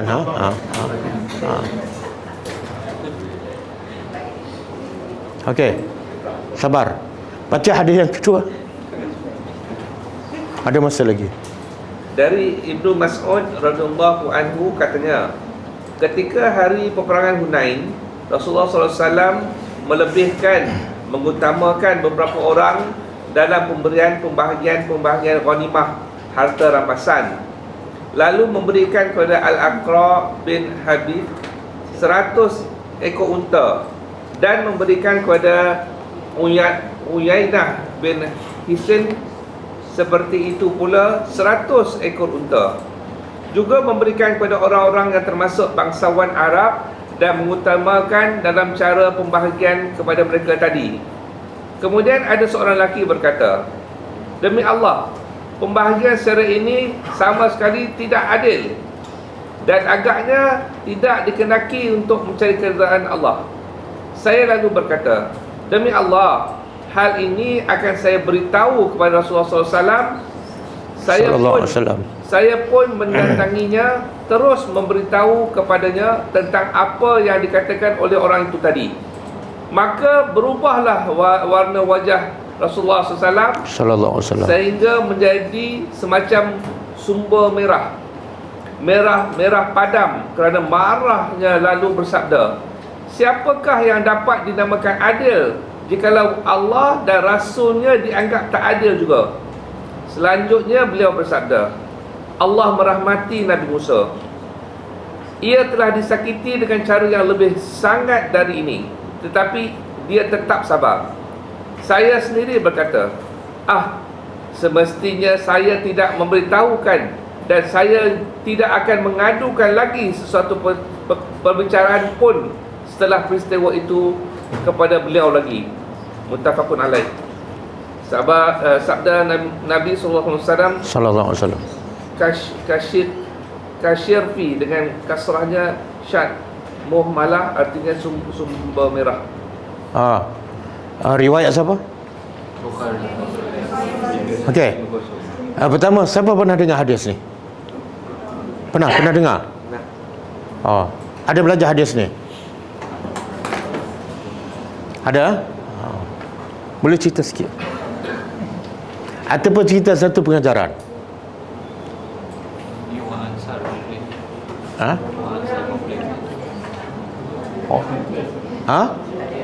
Ada orang komplain. Komplain siapa ni? Komplain Rasulullah. Okey, ini peristiwa ni berlaku bila? Lepas peperangan? Peperangan Hunain tahun berapa? 9. Sejarah kena tahu peperangan Hunain berlaku selepas pembukaan kota Mekah. Kota Mekah dibuka tahun berapa? 8 ke 9. 8 Hijrah. 8 Hijrah kan. Jadi lepas Nabi buka kota Mekah, majoriti penduduk Mekah masih Islam. Yadkhuluna fi dinillahi afwaja, berbondong-bondong. Tapi ada segelintir yang degil lari pergi ke Taif. Taif dengan Mekah ada lebih kurang 100 km kan. Kemudian yang lari daripada Mekah ni segelintir bergabung dengan orang Taif nak serang balik Nabi. Nabi pun siap dengan tentera, termasuklah lebih kurang Nabi bawa daripada Mekah, daripada Madinah 10,000. Kemudian yang masuk Islam daripada Mekah lebih kurang 2,000. Jadi semua 12. Dan bilangan ni lebih banyak daripada bilangan tentera orang Taif. Jadi bergabung dan akhirnya berperang di satu tempat namanya Hunain, antara Mekah dengan Taif. Allah sebut dalam Quran surah Taubah ya, pasal peperangan Hunain. Okey. Peringkat pertama, tentera Islam kalah. Apa sebab kalah? Allah sebut sebab. Tengok, Allah bila nak tegur, Allah tak kira siapa. Walaupun sahabat, walaupun ada bersama sahabat seorang Nabi, kekasih Allah, Allah tetap bagi kalah. Sebab pengajaran kena bagi terus. Tak boleh tangguh dan tak boleh nak ambil hati.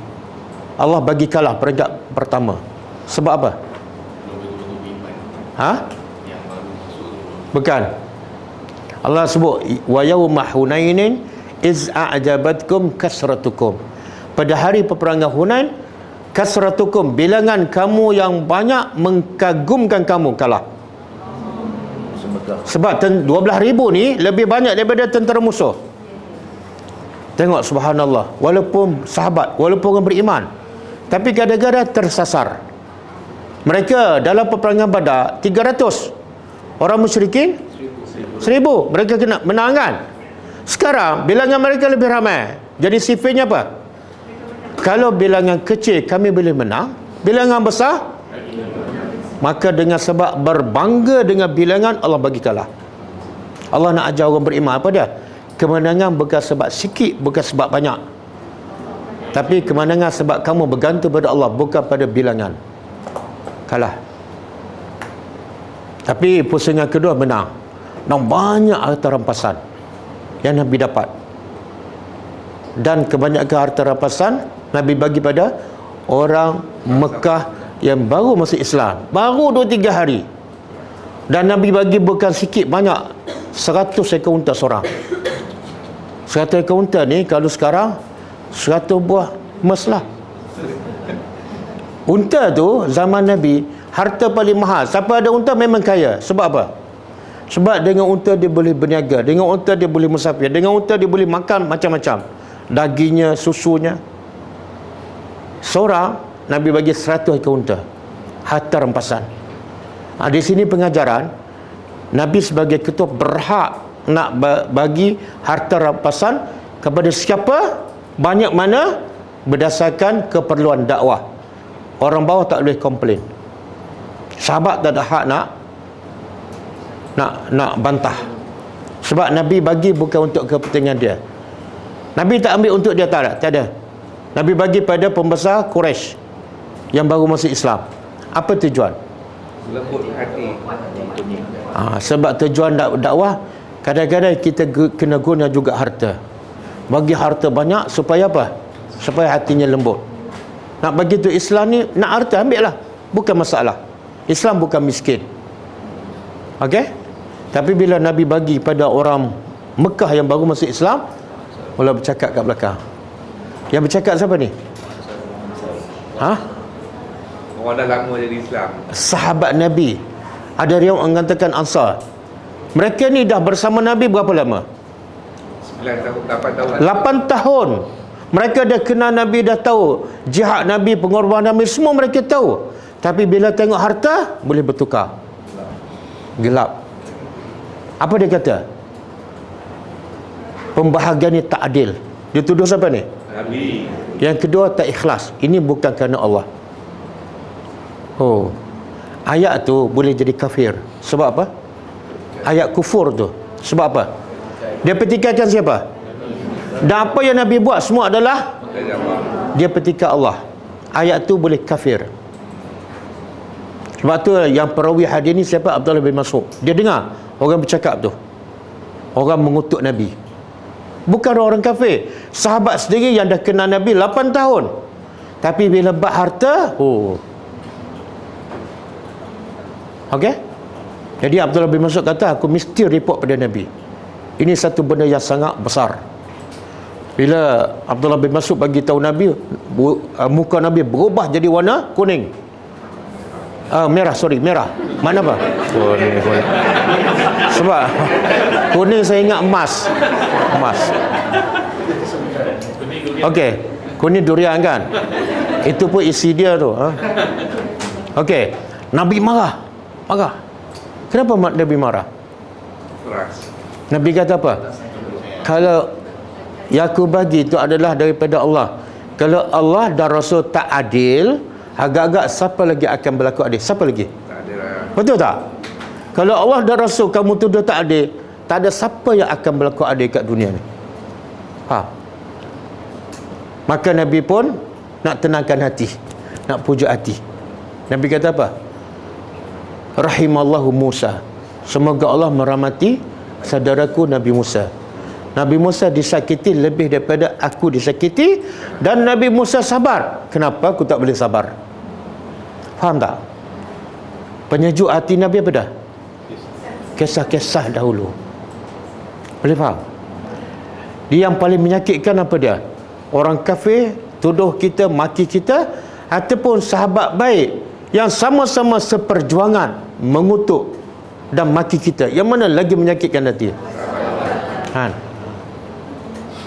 Orang tak suka saya, maki saya. Dengan pelajar IFC dah 3 tahun dengan saya, maki saya. Yang mana lagi saya sakit hati? Tapi saya sabar sebab ingat kisah Nabi Musa AS. Boleh faham? Nah, inilah perjuangan. Inilah nak bagi tahu sahabat walaupun beriman, walaupun 8 tahun, tapi bila tengok harta tak nampak dah siapa yang dia kutuk tu. Dan dia kutuk juga adalah Allah, tak nampak dah kelabu. Jadi pengajarannya apa? Pengajarannya apa? Cuba sebut. Satu.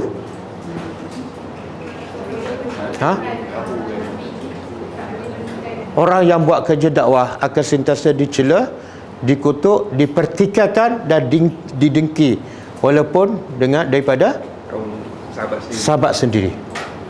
Jadi siapa yang buat kerja dakwah bersedia dan sabar. Kalau orang sahabat Nabi pun ada sahabat yang pertikaikan, dan pertikaian itu bukan kecil, sangat-sangat dahsyat. Boleh membawa kepada kufur. Jadi kalau suami kita pertikai, isteri kita pertikai, anak kita pertikai, sedangkan kita buat benda yang betul, jangan sedih. Tapi kalau dia pertikai sebab kita memang salah, jangan pula saya sabar. Sebab Nabi Musa pun sabar. Itu salah.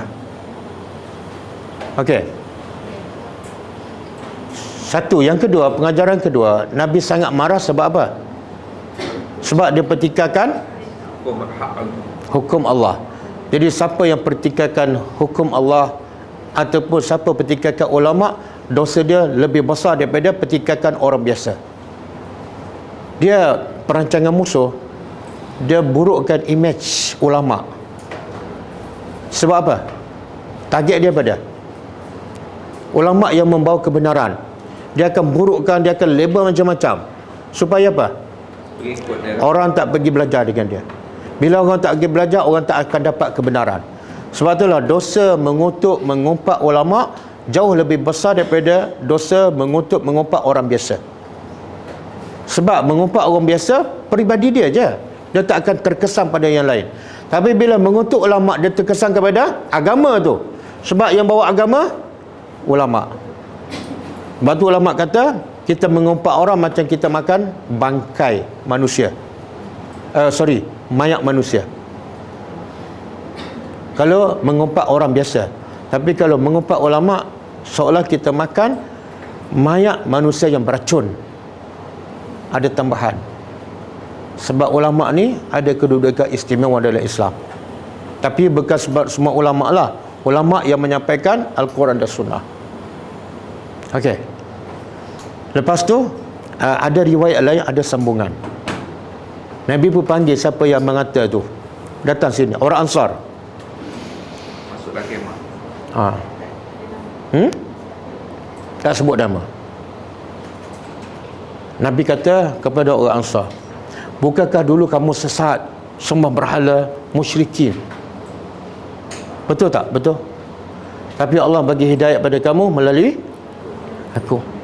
Lepas aku datang ke Madinah, kamu menjadi orang yang beriman kepada Allah. Betul? Betul. Bukankah dulu kamu asyik bergaduh je, berpecah aja, berperang sepanjang masa antara Aus dan Khazraj, bunuh-membunuh berpuluh-puluh tahun, tapi Allah damaikan kamu melalui aku. Betul tak? Berkasih sayang macam adik-beradik. Betul tak? Betul. Maka kata Nabi, dengan nikmat itu kamu tak redha ke? Kamu balik ke Madinah bersama Rasulullah. Orang Mekah balik Mekah dengan unta. Kamu tak redha ke?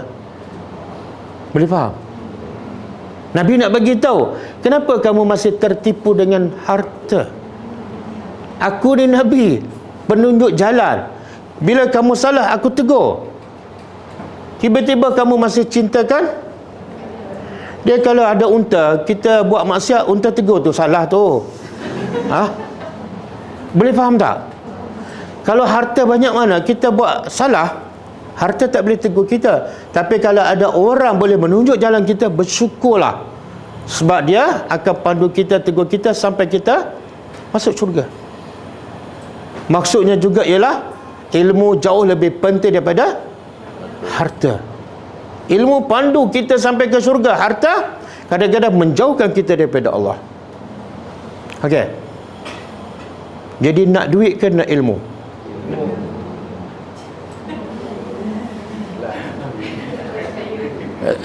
Saya ulang. Nak duit ke nak ilmu? Nak emas ke nak ustaz? Betul tak? Ramai manusia bila harta kadang-kadang sanggup tinggal kelas. Sebab apa? Ni ada projek besar kan. Bagi dia harta tu adalah macam segala-gala. Tapi dia lupa yang akan pandu, yang akan selamatkan dia dalam kubur, yang akan selamat daripada masyad, selamat dia di titian sirat ialah ilmu. Okey. Cukup lah. Ada soalan? Ada soalan?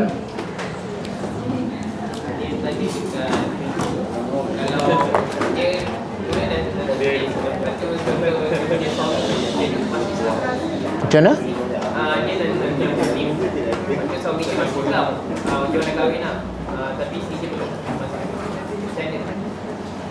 Soalan, suami dia masuk Islam tapi isteri belum masuk Islam. Mana berpisah, automatik berpisah. Kecuali dua-dua masuk Islam. Yang non muslim, suami isteri masuk Islam, tak payah kahwin. Tak payah kahwin, cukup dengan perkahwinan sebelum Islam. Dia kekal suami isteri. Tapi kalau salah satu masuk Islam, satu lagi tak masuk, berpisah. Dia bukan lagi suami isteri.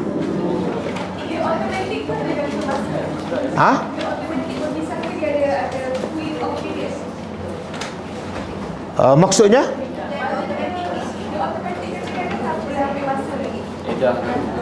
Itu saya tak pastilah. Wallahualam. Berapa edah saya tak tahu. Perempuan tu ahli kitab kena kahwin balik ke? Kalau perempuan tu ahli kitab kena kahwin balik. Kalau ahli kitab tak payah. Kalau ahli kitab kekal lah. Walaupun dia tak masuk Islam. Mana lelaki masuk Islam? Kekal lah. Kekal lah. Kekal. Ya? Ada? Tak, yang Allah kata halal, wanita Kristian kahwin dengan lelaki Muslim, yang Allah kata halal tu, ayat tu turun masa tu kitab memang telah diubah. Satu lagi. Ya. Kitab diubah bukan sekarang, zaman Nabi telah diubah. Dia sembunyi dah apa yang cerita pasal Muhammad, dia sembunyi. Dia ubah masa Quran turun lagi. Sekarang ni ubah sangat-sangat. Dah, tak payahlah sangat-sangat, ubah sikit pun dah rusak dah. Surah Al-Maidah. Faham tak? Yang Allah kata halal perempuan Kristian kahwin dengan Islam, masa tu kitab mereka memang dah diubah. Sebab tu dipanggil ahli kitab. Sebab tu dipanggil ahli kitab. Kalau dia tak ubah apa makna? Dia terima kandungan ahli kitab, dia masuk Islam. Bila masuk Islam tak timbullah kahwin dengan Kristian, kahwin dengan orang beriman.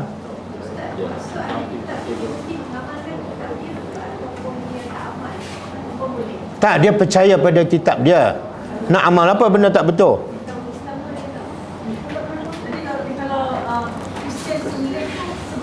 Boleh? Boleh? Surah Al-Maidah pula. Yalah, boleh lah.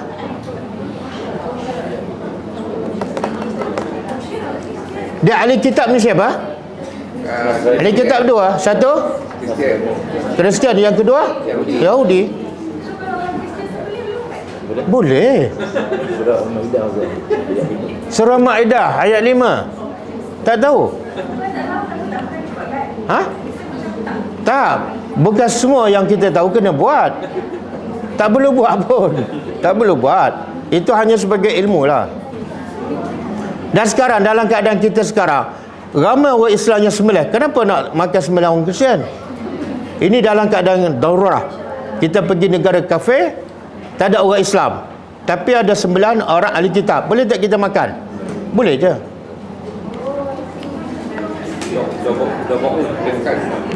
Lobong makan anjing. Tak, anjing tak boleh.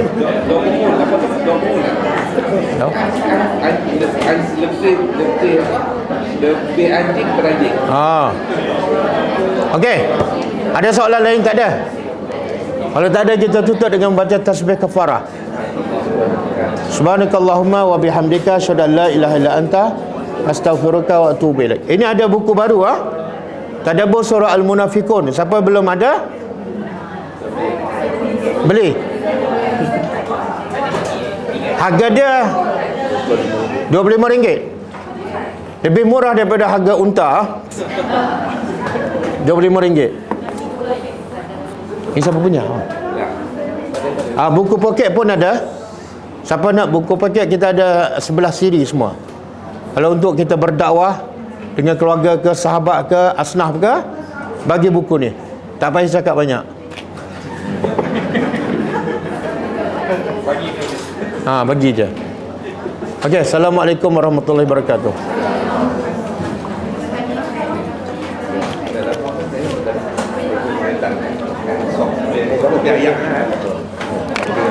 Allah astagfirullah. Assalam. Ustaz, 2 keturunan Ustaz. Apa dia? 2 keturunan sedikit. Sama anak. Anak ke? Masya-Allah. Yang minggu lepas ke? Minggu lepas ke? Dia. Okey.